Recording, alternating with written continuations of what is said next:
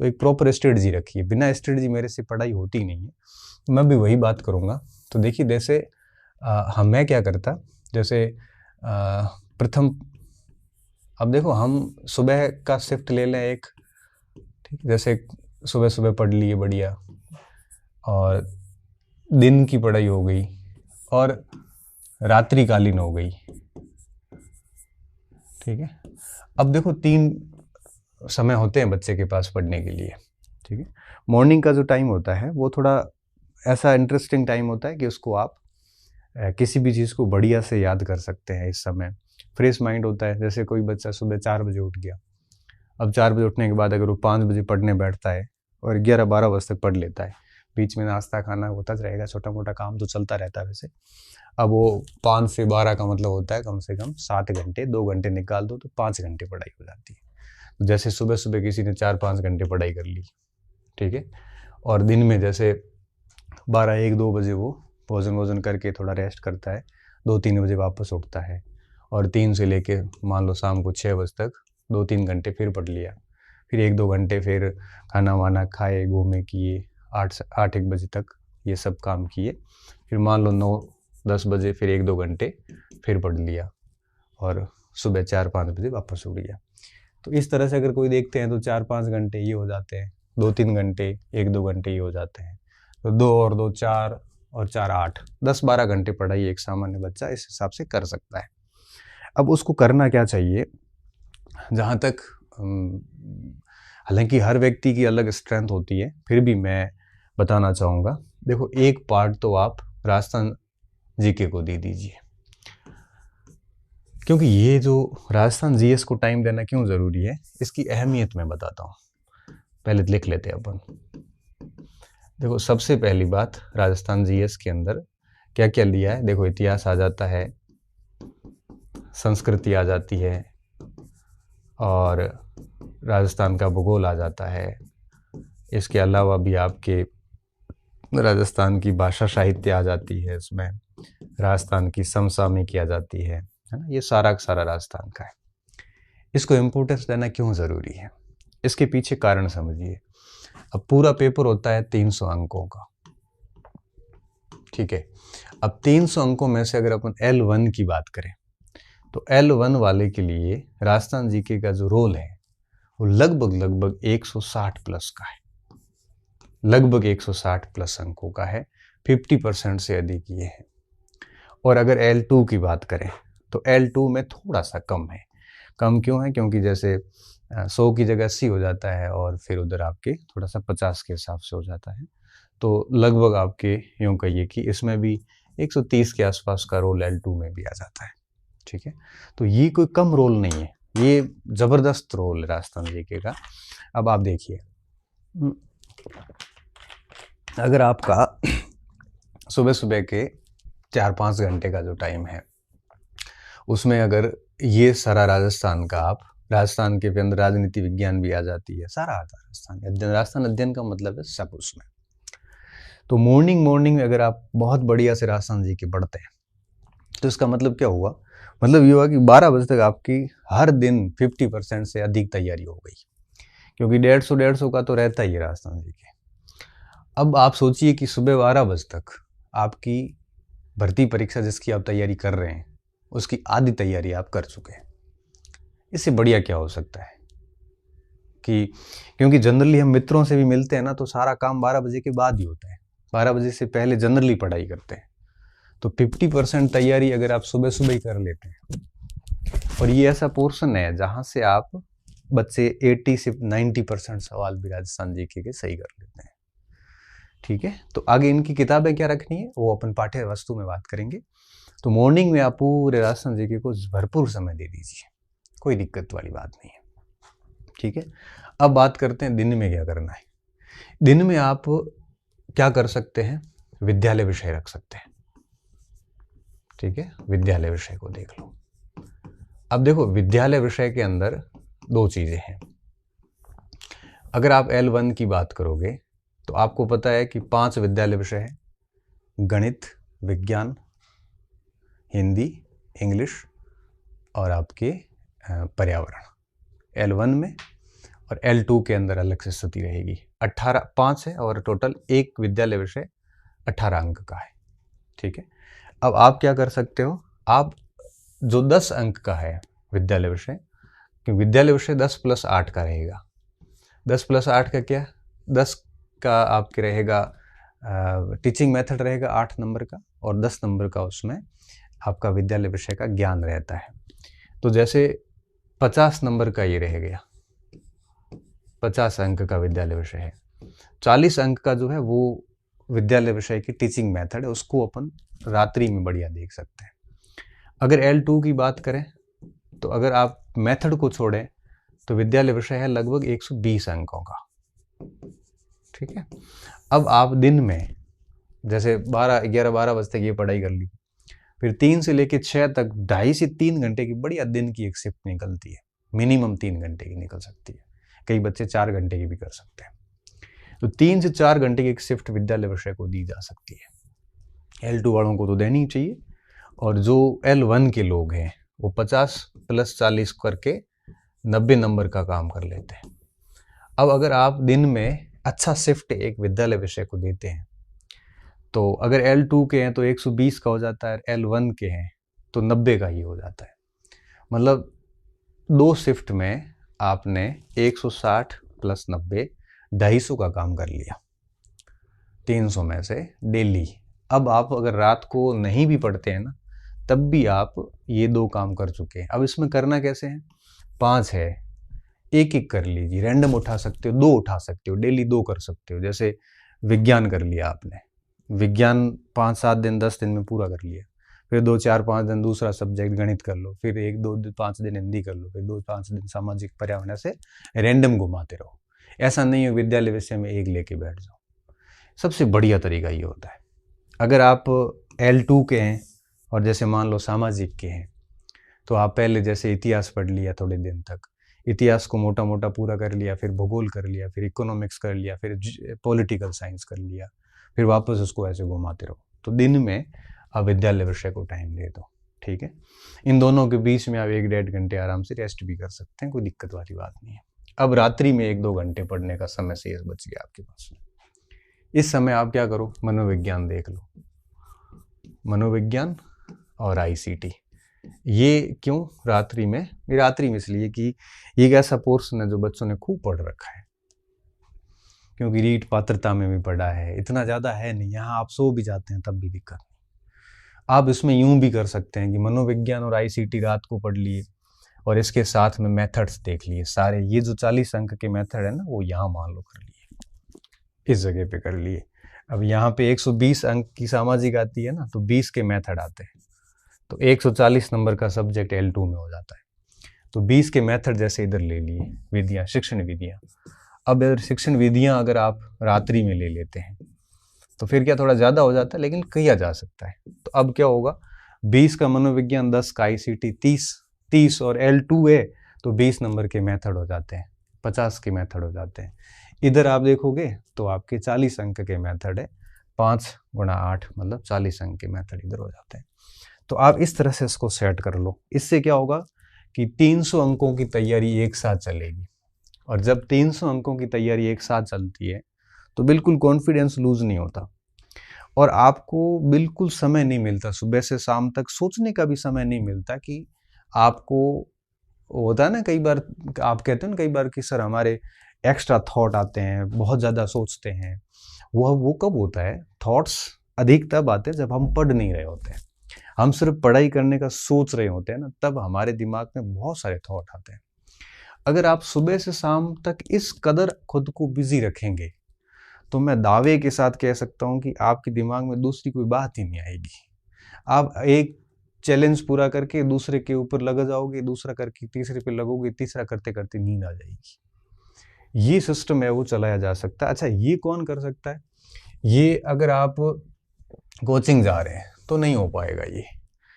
ये उन बच्चों के लिए जो नॉन कोचिंग स्टूडेंट है, कोचिंग में जैसे चले जाते हैं 5-6 घंटे, तो फिर आप इनमें से एक कर सकते हो। जैसे मॉर्निंग में कर लिया, इवनिंग का काम आपने कोचिंग चले गए। ठीक है, अगर आप मॉर्निंग में कोचिंग जाते हैं तो इवनिंग में ये कर सकते हो, ये फिर खुद से क्लास के अंदर ही करना पड़ेगा। तो ये जो स्ट्रेटजी है ये उसके लिए जो 24 घंटे घर पे बैठ के फ्री पढ़ रहा उन बच्चों के लिए है। कोचिंग वाले अपनी स्ट्रेटजी अपने अनुसार बना दें, ठीक है। तो अब देखिए, तो अब आप में रणनीति में कोई दिक्कत, देखो मैंने कुछ बेसिक्स बातें पहले बता दी, कंटेंट वगैरह चेंज नहीं करना, सामान्य सामग्री रखनी, उसके बारे में अपन आगे और बात करेंगे। सामान्य बातें मैंने बता दी, और आपकी रणनीति क्या रहनी चाहिए वो भी मैंने ऑलमोस्ट बता दिया आपको, कि मॉर्निंग का जो टाइम है पूरा राजस्थान जीके को दे दे, क्योंकि 50% अकेला ये है, और दिन का समय विद्यालय विषय को दे दे आप, ठीक है। ये मार्किंग थोड़ी इधर उधर हो सकती है, क्योंकि मुझे याद रखने की ज़्यादा ज़रूरत है नहीं, वो तो आपको पता ही है वैसे। और रात्रि का समय मनोविज्ञान और आईसीटी जैसे सब्जेक्ट्स और विधियों को दिया जा सकता है, और दिन में विद्यालय विषय, और शाम को ये। अगर आपको लगता है कि आपका राजस्थान जीके बहुत साउंड है, तो ऐसी स्थिति में आप इसको दिन में करके इसको भी मॉर्निंग में कर सकते हो। अब मॉर्निंग में आप वही विषय करें जो आपका थोड़ा कमज़ोर है, जिसका रोल बहुत अधिक है। अब ये आपके ऊपर है कि आप मॉर्निंग में कौन सा करते हैं और दिन में कौन सा करते हैं। रात को तो यही ठीक है, क्योंकि बहुत अधिक रोल नहीं है, और अगर मान लो नहीं भी पढ़ पाए 1-2 दिन तो भी कोई फ़र्क नहीं पड़ता। लेकिन इधर अगर आप नहीं पढ़ते हो तो बहुत फ़र्क पड़ेगा, ठीक है। तो मॉर्निंग से लेके रात्रि तक इस तरह का शेड्यूल सेट कर दें। और इसमें भी क्या करना, रैंडम करना। जैसे मान लो इतिहास पढ़ लिया, डेली आप 5-6 घंटे 4-5 घंटे पढ़ते हैं, तो मुझे लगता है इतिहास भी 15 दिन में निपट जाता है। ऐसे एक एक सबको निपटाते जाओ, फिर वापस रैंडम घुमाते जाओ। और मैंने कहा ना, मैक्सिमम आप वैसे भी सिलेबस 3-4 बार ही कर पाओगे, तो 3-4 बार सिलेबस करने के लिए ये रणनीति अपनाते हैं, तो 3-4 बार सिलेबस हंसते हंसते हो जाएगा। और साथ में अभ्यास भी करते रहें, क्योंकि जैसे कई बार 10 सीख बजते बजते आप थक गए, मूड नहीं है, तो 1-2 घंटे आप दिशा की बुकलेट वगैरह कोई ली और उसके प्रश्नों का अभ्यास करना शुरू कर दिया, ठीक है ना। तो ऐसे बीच में आप जब भी थकते हैं तो आप पुराने पेपर्स की प्रैक्टिस कर सकते हो। यहाँ पे भी पॉसिबल है, यहाँ पे भी पॉसिबल है, ठीक है। तो ये 2 बातें हमने कर ली, सामान्य बात हो गई, रणनीति हो गई। अब हम बात करेंगे कि क्या पाठ्य सामग्री यूज की जा सकती है। तो मैं एक बार फिर बता देता हूँ आपको कि पाठ्य वस्तु जो है वो आप बहुत अधिक, आपको गहराई में जाने की आवश्यकता नहीं है। मैं थोड़ा सा एक बार पाठ्य सामग्री पे भी मैं बात अलग से कर लेता हूँ सामान्य तौर पे, और उसके बाद आप है वो देख लेना अपने हिसाब से। मैं मेरी तरफ से एक एक चीज़ बता दूंगा आपको, फिर आपको जो बेस्ट लगे वो आप फॉलो कर लेना। पाठ्य सामग्री, पहली चीज़ गहराई में न जाए, मैं फिर कह रहा हूँ, ठीक है। दूसरी बात, सीमित सामग्री रखें। सामग्री सीमित रखना, बहुत अधिक सामग्री आपको नुकसान दे सकती है। और अभ्यास और रिवीजन बार बार करते जाएं, ये कुछ कॉमन चीज़ें हैं। और अपनी सामग्री पर भरोसा रखें। देखो, भरोसा नहीं रखते हैं तो डॉक्टर की दवाइयाँ भी काम नहीं करती है। भरोसा नहीं रखते हैं तो किसी भी धार्मिक स्थल पर जाके भी आपको कोई फ़ायदा नहीं है, क्योंकि भरोसा रखना पड़ता है। आप कैसे भरोसा नहीं रखोगे तो आपको अपने माता पिता भी आपके नहीं लगेंगे, क्या सबूत है आपके पास। भरोसा नहीं रखोगे तो कुछ भी नहीं है। बिना भरोसे के ना तो शिक्षक काम का है, बिना भरोसे के ना आपकी किताबें काम की है, बिना भरोसे के कुछ भी काम का नहीं, बिना भरोसे के खुद व्यक्ति भी खुद के काम का नहीं आता। इसलिए भरोसा रखना बहुत ज़्यादा ज़रूरी है। आपके पास में जो भी सामग्री है, भरोसा करिए, बार बार आप नई सामग्री बदलना मत। हर दिन नई सामग्री ला के काम करोगे तो मारे जाओगे, ठीक है। आरबीएससी को, राजस्थान बोर्ड के अंदर जो किताबें चल रही है अभी, किसकी चल रही है? एनसीईआरटी। अब ये प्रश्न मेरे से कई बच्चे पूछते हैं ना, मेरा माथा खराब हो जाता है कि सर एनसीईआरटी पढ़ेगा आरबीएससी पढ़े। लो भाई, आरबीएससी में भी एनसीईआरटी चल रहा है ऑलमोस्ट, तो एक ही बात है, पढ़ो तो सही आप कुछ, ठीक है। तो आरबीएससी में अभी जो किताबें चल रही है ना विद्यालयों में, वो किताबें लाके उसको आप बेस बनाइए, क्योंकि ये किताबें जो है, जब इसका पैटर्न बोर्ड परीक्षा पेपर बनाता है तो इस पे इनका ध्यान है वो ज़्यादा रहता है, इसका थोड़ा ध्यान रखना, ठीक है। अब अपन बात करते हैं एक एक का। अब L1 में राजस्थान का भूगोल, इतिहास, संस्कृति और राजस्थान की भाषा, ये है 100 अंक के, ठीक है। यही L2 में यहाँ पे लिखा हुआ आएगा 80 अंक। किसमें? L2 में। अब ये मुझे लिखने की बार बार जरूरत नहीं है। अब देखो इसमें क्या करना है, राजस्थान का जैसे भूगोल है, अब भूगोल में आपने कोई एक किताब पढ़ रखी है, जैसे मान लो किसी ने नाथ पढ़ ली है, या किसी ने गंगानगर के संजय जी चौधरी की किताब पढ़ रखी है, या फिर किसी ने मान लो और कोई किताब अन्य कोई स्रोत है, धिंदवाल जैसे किसी ने पढ़ रखी है, तो आप उसी को कंटिन्यूसली करिए। अब आपको ये तीनों किताबें लाने की जरूरत नहीं है इसमें, या एक किताब ले लो। अब आप कहोगे सर 51 जिले हैं, 41 जिले हैं, मरण दो ना, क्या 51 41 51 फंसे हुए आप। कोई भी एक किताब ले लो, अपडेट नहीं देखना नया है कि पुराना है, लेके और आप इसके ये सारे चैप्टर अच्छे से पढ़ लीजिए। आपने पहले भी पढ़े, उसी को वापस कर लीजिए, कोई दिक्कत वाली बात नहीं। एक किताब में सारा कुछ लगभग कवर हो जाता है, ठीक है। इसके साथ साथ आपको राजस्थान की भाषा, इसके लिए 6ठी से 10वीं तक का जो राजस्थान अध्ययन की किताबें हैं वो साथ में रखिए। वो साथ में इसलिए रखना ज़रूरी है कि मान लो आपने ये किताब पढ़ ली, इनमें से कोई एक्स्ट्रा फैक्ट मिलता है, उन किताबों में ऐड कर दो, ताकि क्या बार बार ये किताब आपको पढ़नी नहीं पड़ेगी। अगर आपके पास में राजस्थान ज्योग्राफी की किसी संस्थान के नोट्स हैं, मेरे भी नोट्स हो सकते हैं, किसी अन्य संस्थान के भी हो सकते हैं, कोचिंग के हो सकते हैं, तो आप क्या करो, इन सारी किताबों की ज़रूरत फिर नहीं है। उस नोट्स के साथ में 6ठी से 10वीं राजस्थान अध्ययन देख लो, राजस्थान अध्ययन के भूगोल के चैप्टर देख लो, उसमें से कोई नया फैक्ट मिल रहा है तो आपके नोट्स में अपडेट कर दो। इससे अलावा कोई काम नहीं करना है आपको, ठीक है। तो राजस्थान भूगोल में नाथ है, संजय चौधरी है, धिंदवाल है, सिखवाल है, जो भी आपके पास में हो, या आपके पास में कोई नोट्स हो, बस। अब आपको बहुत ज़्यादा, अब इन सभी में से रखनी एक ही चीज़ है आपके पास में, और साथ में ये 6ठी से 10वीं राजस्थान अध्ययन देख लेना। उनमें जो कोई नया फैक्ट हो तो अपने नोट्स में अपडेट कर दो। बस राजस्थान के भूगोल में यही करना है। ये नहीं देखना है कि नया है कि पुराना है, कोई फ़र्क नहीं पड़ता एक आधे सवाल का। सिर्फ जिलों की रिपोर्ट तैयार कर दो कि कौन से जिले नए बने हैं और कौन से ज़िले से कौन सा जिला अलग हुआ है, इतना ध्यान रखना है। इससे ज़्यादा इसमें आप क्या ही ध्यान रखोगे एक्स्ट्रा, ठीक है। ये भूगोल की बात होगी। अब बात आती है इतिहास की। इतिहास में नया पुराना कुछ है नहीं। इतिहास में भी वापस वही 6ठी से 10वीं तक की जो राजस्थान अध्ययन है, ये तो आपको लेना ही लेना है। इसके अलावा अगर आपके पास में कोई नोट्स है, मेरे भी हो सकते हैं, किसी के पास में और कई संस्थानों के हो सकते हैं, या फिर आपने नोट्स नहीं पढ़े बल्कि आपने कोई गाइड पढ़ी है, वो गाइड मैंने आपको बताई नाथ की हो सकती है, वो गाइड आपके इसकी धिंदवाल की भी आती है, सिखवाल की भी आती है, बहुत सारी गाइड्स वगैरह मार्केट में आती है। बस जो भी पढ़ो, या ये पढ़ लो या गाइड है तो एक आधी गाइड देख लो, फ़र्क कुछ भी नहीं पड़ता, लास्ट में जाके सवाल उतने ही आते हैं।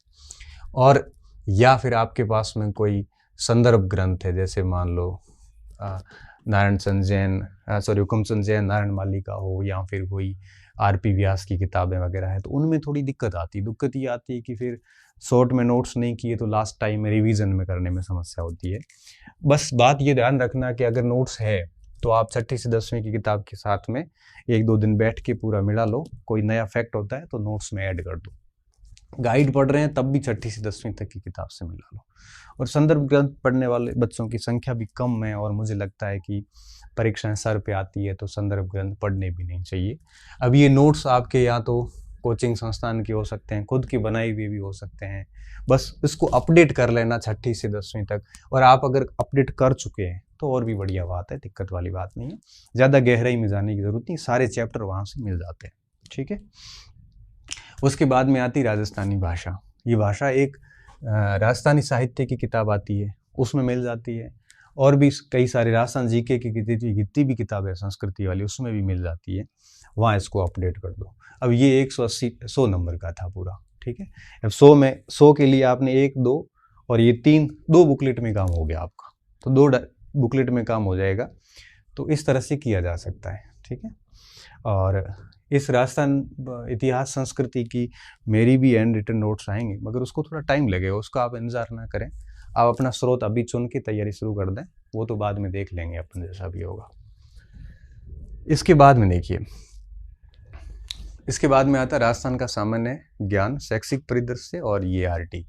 अब ये L1 में है 80 नंबर का, और L2 में आता है ये मेरे हिसाब से 50 अंक का, ठीक है। ये L2 की बात है।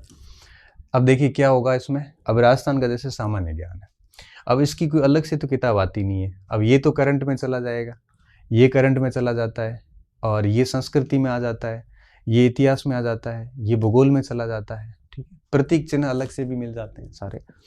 और इसकी और ये समसामयिक की पूरी राजस्थान जीके में साथ में आ जाती है। और ये पॉलिटी में आ जाता है, राजस्थान की पॉलिटी राजस्थान जीएस में चला जाता है।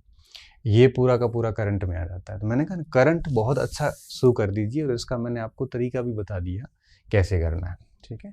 अब इस हेतु आपको करना क्या है, इसकी भी कोई न कोई आपकी किताब, जैसे एक अभी मैं कल एक बच्चा किताब लाया था शाब्दी प्रकाशन की, अब मैं उसको देख रहा था तो मुझे बड़ा ठीक लगा, उसमें ये आरटी वगैरह बड़े शानदार तरीके से ये जो पोर्शन था ना, ये शैक्षिक परिदृश्य निःशुल्क एवं अनिवार्य बाल शिक्षा का अधिकार अधिनियम।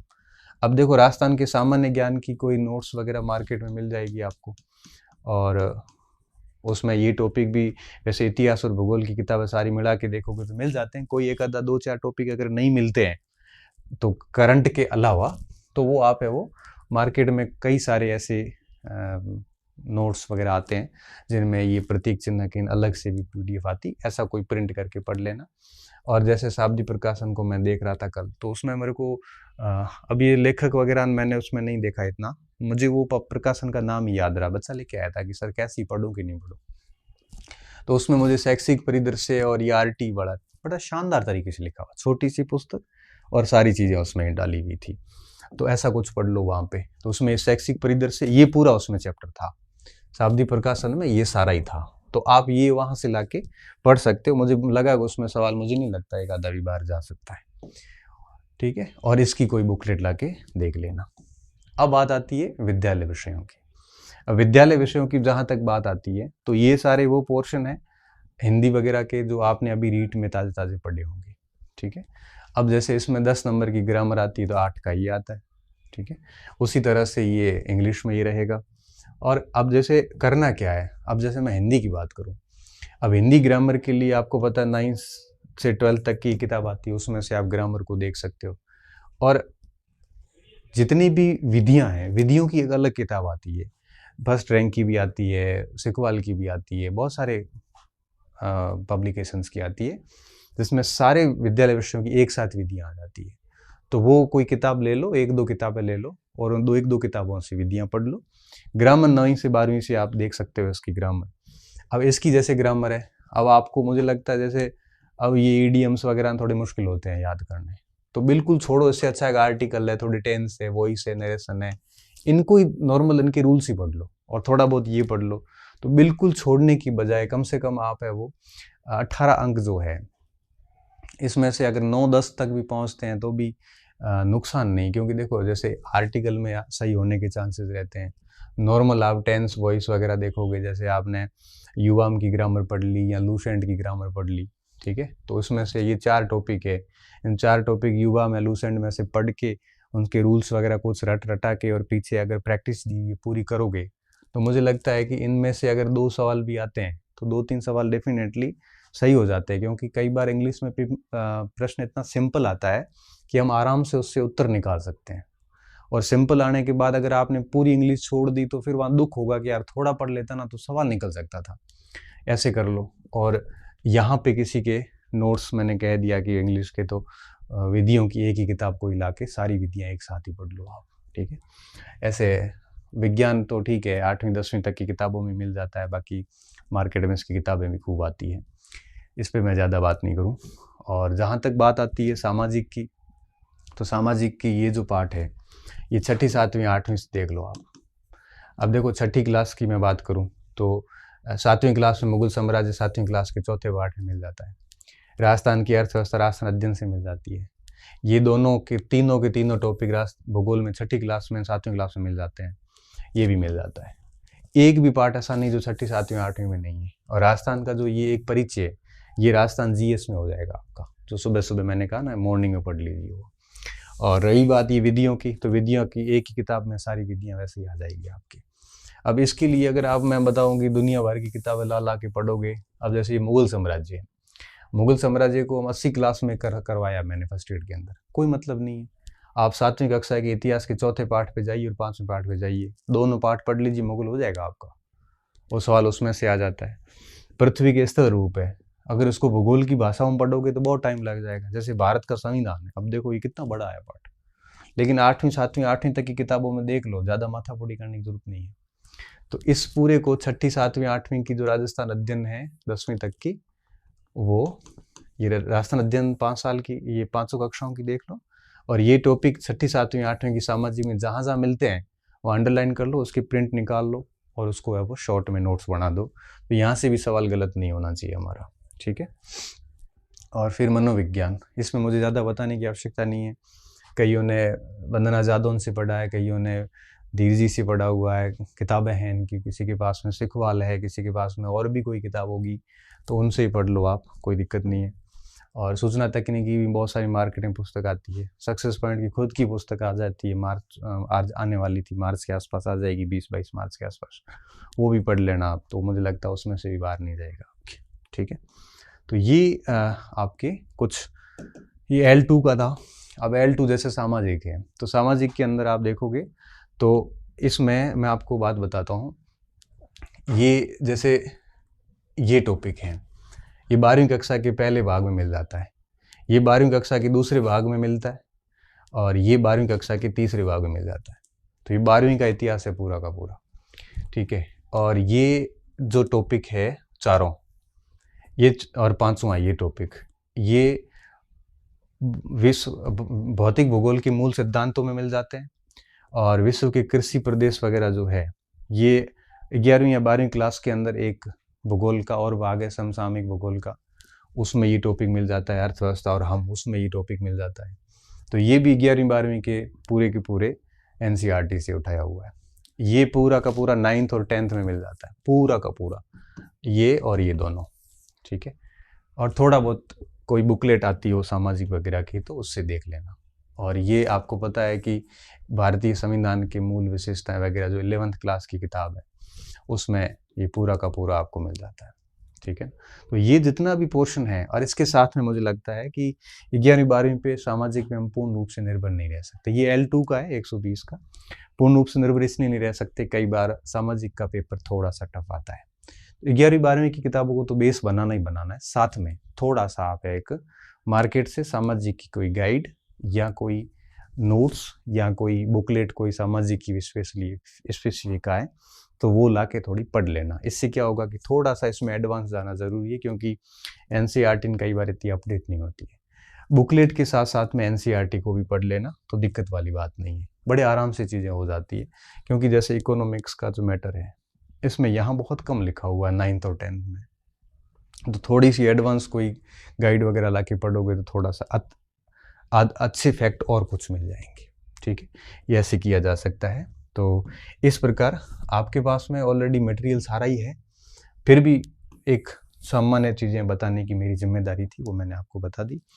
मैं अंत में यही कहूँगा कि मटेरियल से भी ज़्यादा महत्वपूर्ण बात ये है कि पढ़ने वाले के ऊपर सारी कुछ कहानी निर्भर करती है, कि वो कितनी बार पढ़ता है, वो कैसे पढ़ता है, वो चीज़ों को कितना बढ़िया तरीके से पढ़ता है, उनको चीज़ों पे, अपनी चीज़ों पे भरोसा है कि नहीं है, ठीक है ना। इसलिए बहुत ज़्यादा कंटेंट लाने की बजाय लिमिटेड सामग्री लाइए और उसको बढ़िया तरीके से बार बार रिवीजन करिए।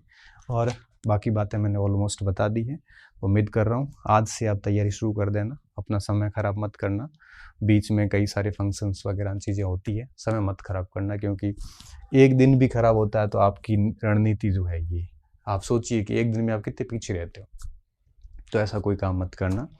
और समय समय पर जब भी कोई दिक्कत आएगी तो हम और बात करते रहेंगे, अभी आप इस पर ही चलिए, कोई सीरियस इश्यूज़ आएंगे तब आगे और क्लास ले लेंगे एक। और अभी आपको इस भरोसे छोड़ के जा रहा हूँ कि 3-1 महीने वापस मैं रीट को लेके, अध्यापक मुख्य परीक्षा को लेके बात नहीं करूँगा। और इन 3 महीनों में मैं उम्मीद करता हूँ कि एक बार आप ये कोर्स पूरा कर लोगे, 3 महीनों में एक बार तो कर ही लोगे, इतनी उम्मीद के साथ और टारगेट दे के आपको जा रहा हूँ कि 3 महीने आप मेरे इस बताए हुए रूटीन पे चलोगे। और 3 महीने बाद जब मिलूँगा तब आप मुझे कहना, सर आपने जो टाइम टेबल बताया था, हम 3 महीने से उसी टाइम टेबल के अनुरूप चल रहे हैं। उसके बाद हम आगे और बढ़िया तरीके से बात करेंगे, ठीक है। बहुत बहुत धन्यवाद विद्यार्थियों, अच्छे रहिए, मस्त रहिए और पढ़ते रहिए।